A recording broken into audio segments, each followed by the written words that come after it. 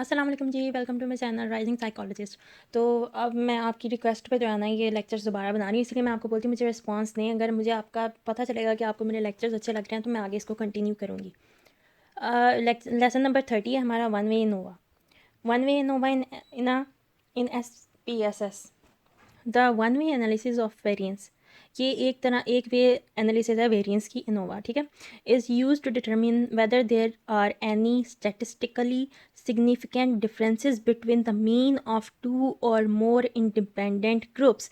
हम लोग ये पता लगाने के लिए इसको ऐसे यूज़ करते हैं, इनके अंदर स्टेटिस्टिकली सिग्निफिकेंट डिफरेंसेस हैं मीन के दरमियान और मोर इंडिपेंडेंट ग्रुप्स के दरमियान हैं कि नहीं। देखें इसकी डेफिनेशंस जो है ना आप बस रट लें किसी तरह, क्योंकि डेफिनेशंस जो है ना इनकी तकरीबन मिलती जुलती हैं, बीच में इन बिटवीन या कुछ सेपरेट या इस चीज़ की जो है ना वही डिफरेंस होगा।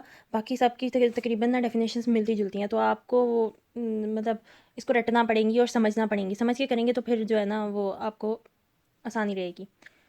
For example, you could use a one way ANOVA. आप एक तरह का इनोवा यूज़ कर सकते हैं to understand whether exam performance differed based on the test anxiety level among students, dividing students into three groups, three independent groups, low medium and high stressed students. ये examples जो है ना ये सिर्फ आपको समझाने के लिए हैं। पेपर में जो है ना वो क्या आ रहा है, वो डेफिनेशंस आ रही हैं या फिर जो है ना उनको थोड़ा सा डिटेल में एक्सप्लेन करना है। मतलब जैसे आपने कॉन्सेप्ट लिया हुआ तो आप उसको आसानी से उसको डिटेल में एक्सप्लेन कर सकेंगे। It is important to realize that one way ANOVA is an omnibus test statistic. ये देखें, ये ओमनीबस टेस्ट स्टैटिस्टिक्स क्या होगा, ये आपका एमसीक्यूज़ में आ जाएगा। और जो एमसीक्यूज़ हैं वो टोटली जो है ना वो हैंड आउट से आ रहे हैं आपको। अगर आप हैंड आउट सही से रीड कर रहे हैं तो आपको तो फाइल करने की भी ज़रूरत नहीं है एमसीक्यूज़। ये जो मैंने जैसे जैसे मार्क किया हुआ है इसी में से आपके एमसीक्यूज़ हो जाएंगे। And can not tell you which specific group were statistically significantly different from each other. It only tells you that at least two groups were different. ये आपको बताएगा कि सिर्फ दो ग्रुप्स जो हैं वो डिफरेंट थे। सिंस यू मे हैव 3, 4, 5 और more groups in your study design. अगर आप ज़्यादा का एक्सपेरिमेंट कर रहे हैं तो फिर वो ज़्यादा लेवल पे उसको बताएगा। Determining which of these groups differ from each other is important. तो वो आपको सेपरेट सेपरेट ग्रुप्स बना देगा कि ये एक उस कैटेगरी में आते हैं और ये एक कैटेगरी में आते हैं।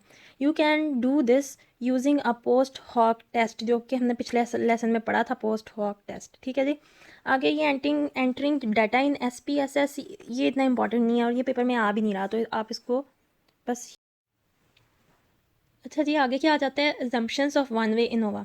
अजम्पशंस जो बहुत ज़्यादा इंपॉर्टेंट है और पहले तो हमारा पेपर शॉर्ट आ रहा था, अब इन्होंने क्या किया कि डिटेल क्वेश्चंस में अजम्पशंस दे रहे हैं। वो कैसे कि जैसे अब लेवल ऑफ मेजरमेंट है।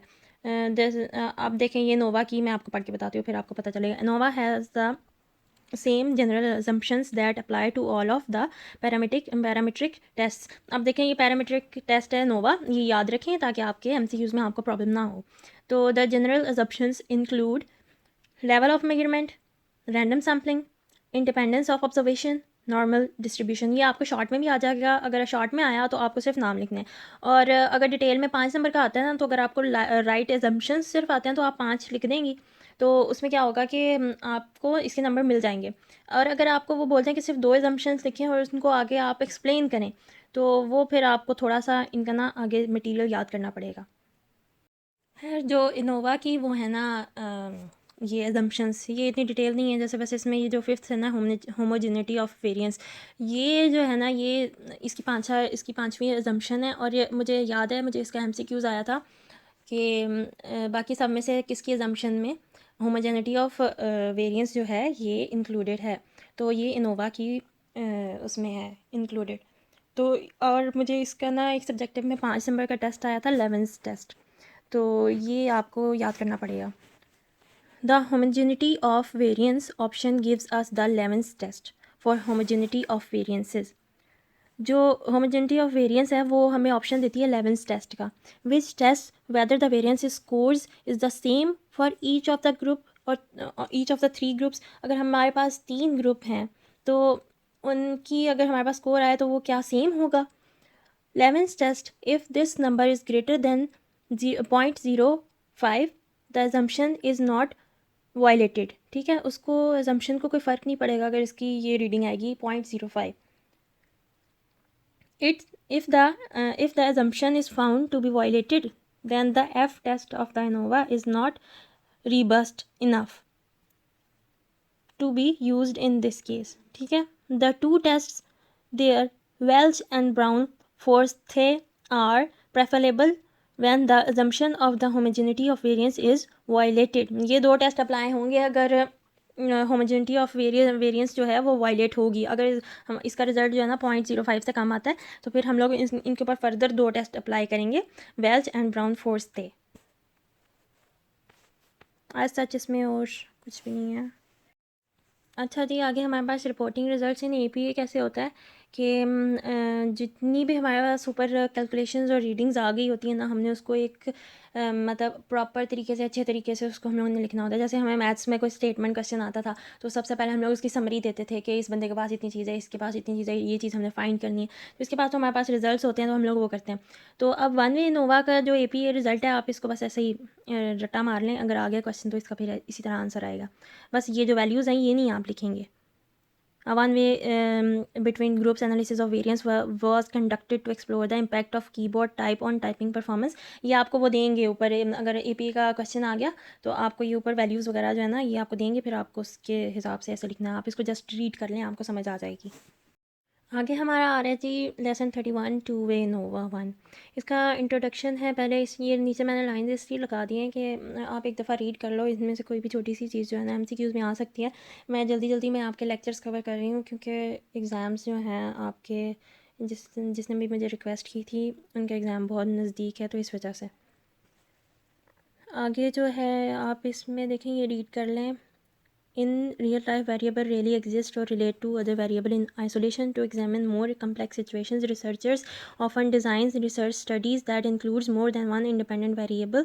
Researchers systematically change two or more variables and then observe how the changes influence another dependent variable. जो रिसर्चर हैं ये लोग क्या करते हैं कि ये दो वेरिएबल्स ले लेते हैं और उनको चेंज करके ऑब्जर्व करते हैं कि उनमें कैसे चेंजेस आती हैं. वो उनको मतलब नेचुरली उनकी रीडिंग नहीं रहने देते, वो अपने हिसाब से उसको चेंज करते हैं. अब इसमें याद करने वाला क्या है, ये when research study involves more than one factor it is called a factorial design. जो कि ये मुझे डेफिनेशन नहीं लगता कि आएगी, लेकिन इसका एमसीक्यू ज़रूर आ सकता है.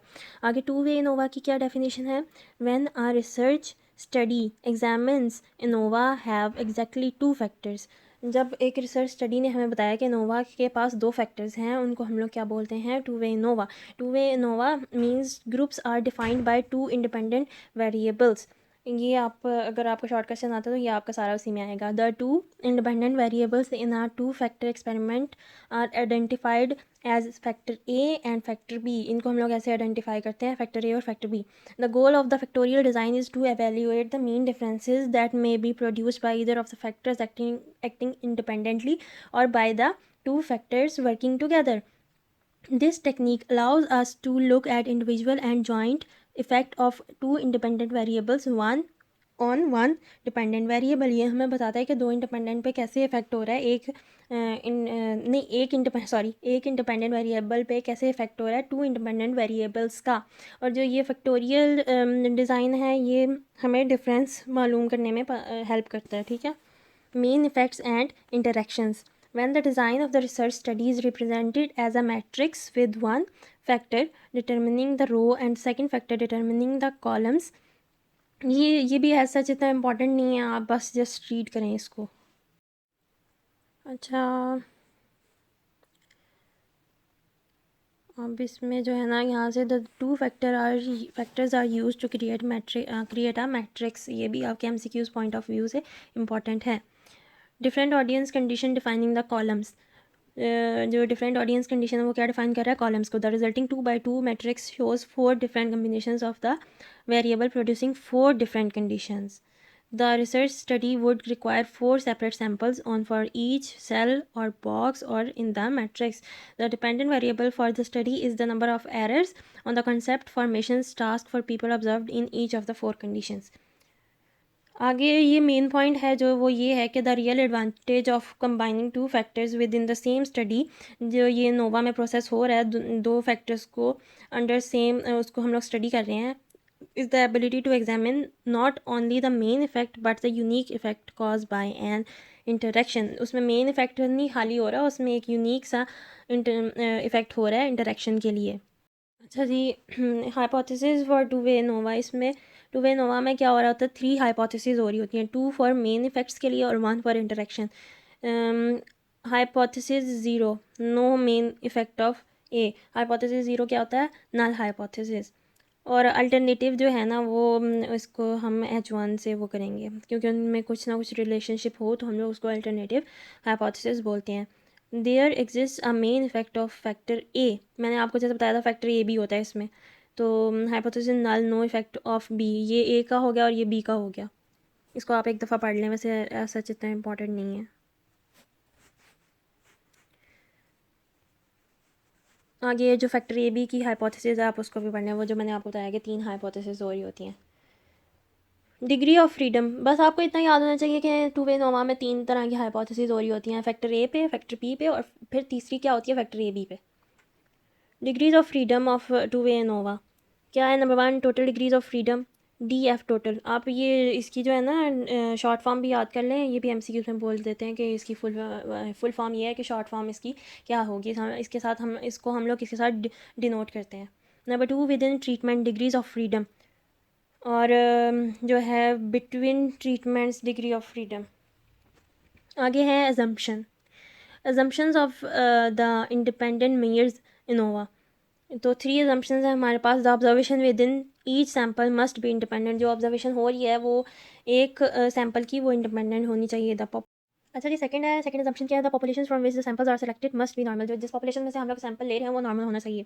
The population from which the samples are selected must have equal variances, जिसको हम short form homogeneity of variance बोलते हैं। तो ये तकरीबन सबकी जो अजम्पशंस है ना, मैं आपको एक बात बताऊँ, ये सबकी सेम है। ठीक है, ये जो पैरामेट्रिक टेस्ट है ना, इनकी अजम्पशंस जो हैं ये सेम है। जैसे इंडिपेंडेंट वो इंडिपेंडेंट सैंपल अगर हम लोग इसे शॉर्ट फॉर्म में लिखेंगे तो नॉर्मल जो है वो सैंपल पॉपुलेशन होनी चाहिए और होमोजेनिटी ऑफ वेरिएंस। ठीक है, इसको आप देख लें। Two way no N S ये भी एज सच इंपॉर्टेंट नहीं है। फिर आगे क्या आता है, अजम्पशंस ऑफ टू वे नोवा, ये वही लिखा हुआ है, random sampling, independence of observation. उसके बाद जो है ये वो भी नॉर्मल डिस्ट्रीब्यूशन, वो भी जो है ना वो ही है जो मैंने आपको पीछे बता दिया। Homogeneity of variance, homogeneity of variance जो है ना ये वही 11th टेस्ट है, ये इसके अंदर आपको प्रॉपर उन्होंने डेफिनेशन करके बताई है, तो आप इसको देख लें। 11th test for homogeneity of variances allows us to use the sample variance from data to determine. ये हमें हेल्प करता है डाटा में से जो वो सैंपल वेरिएंस लेने का, जो ताकि हम लोग डिटरमिन कर सकें whether there is evidence of any difference, कि उनके अंदर डाटा में कोई डिफरेंस है या फिर सेम है of the population of the variance. तो ये हमें इस चीज़ के बारे में बताता है। जैसे हम लोग सर्वे करते हैं, जैसे हमारी GDB आई थी इस दफ़ा, इसकी 516 की, तो उन्होंने हमें सर्वे दिया था कि ऑनलाइन स्टूडेंट्स की इतनी तादाद है और जो फिजिकली क्लासेस ले रहे हैं वो इतनी है, तो उनमें कंपैरिजन करके उन्होंने दिया, तो फिर आगे हम लोगों को बताना था ये क्या है, वो 11th टेस्ट था। आप उस तरह से भी इसको देख लें। The 11th test for homogeneity of variances test whether the variance in score is the same for each of the group. और जैसे मैंने आपको वही बात बताई कि वो सेम है या नहीं है। मेन बात आपने ये याद रखनी है, इसका यूज़ ये है कि सैम्पल वेरिएंस हम लोग लेते हैं डाटा को डिटरमिन करने के लिए। उसके बाद आपको ये तो याद ही होगा कि आपने इसको एक्स्ट्रा लाइन ऐसे ऐड कर देनी है कि वो जो डाटा है हमारे पास वो डिफरेंट है दोनों ग्रुप्स का या नहीं, या फिर जो है वो सेम है, क्या चक्कर है इसमें। आगे आता है हमारा लेसन 2, टू वे नोवा 2। इसका पार्ट 2 है। ये फर्स्ट में आपको इन्होंने ना ग्राफ दिया हुआ है, ये भी आज सच कुछ इंपॉर्टेंट नहीं है, अगर आपके पास टाइम है तो इसको ज़रूर पढ़ लें, वैसे इसमें से मुझे नहीं लगता कि कुछ आएगा। ANOVA is robust test. ठीक है, ये याद रखें, ये MCQs में भी आपको हेडिंग पूछ सकते हैं। The advantage of ANOVA is that it performs all 3 comparisons simultaneously in one hypothesis test। हम एक hypothesis test करके जो है ना हम 3 ग्रुप्स का कंपैरिजन पता लगा सकते हैं जल्दी से। ANOVA or F test is also robust to moderate departures from normality when sample size are reasonably large and are equal। ठीक है, the ANOVA can tolerate data that is non-normal, skewed or kurtotic distribution। ठीक है, ये tolerate कर सकता है अगर data non normal भी हो तो, with only a small effect on the type 1 error rate। एक छोटे से इफेक्ट के साथ जो कि हो टाइप 1 एरर में। ठीक है, रिपोर्टिंग रिजल्ट्स इसको भी आप जस्ट रीड करें।